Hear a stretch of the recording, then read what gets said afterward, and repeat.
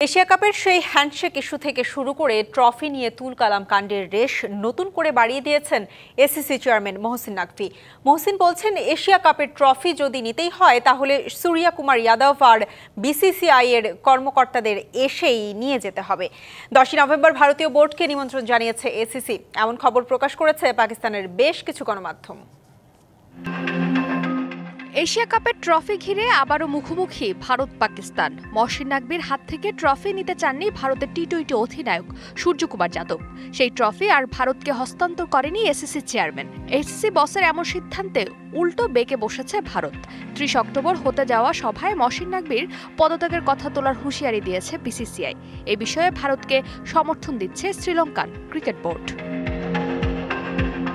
এদিকে পাকিস্তানের একটি গণমাধ্যমের দাবি, নভেম্বরের প্রথম সপ্তাহের মধ্যেই ট্রফি হস্তান্তর করা হবে ভারতকে। ট্রফি চেয়ে এর আগেই নাকভির কাছে চিঠি পাঠিয়েছে বিসিসিআই। জবাবটাও এসেছে কড়া। পাঠিয়ে দেওয়ার প্রশ্নই আসে না, বরং ভারতের প্রতিনিধিদের অফিসে এসে আনুষ্ঠানিকভাবে বুঝে নিতে হবে ট্রফি।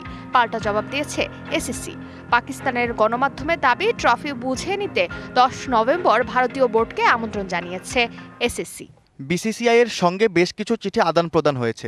দুবাইয়ে 10 নভেম্বর অনুষ্ঠানের মাধ্যমে ভারতের অধিনায়ক সূর্যকুমার যাদব ও বাকি ক্রিকেটারদের এবং বিসিসিআই এর অফিসিয়াল রাজীব শুক্লাকে ট্রফি দিতে আমরা প্রস্তুত।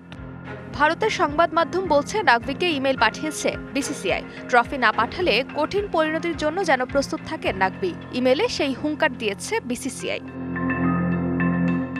এশিয়া কাপের ট্রফি বুঝে না পাওয়ার বিষয়টি সামনের আইসিসি ও এসিসি সভায় তুলতে প্রস্তুত বিসিসিআই। দুবাইয়ে 4 থেকে 7 নভেম্বর অনুষ্ঠিত হবে আইসিসির এই বৈঠক।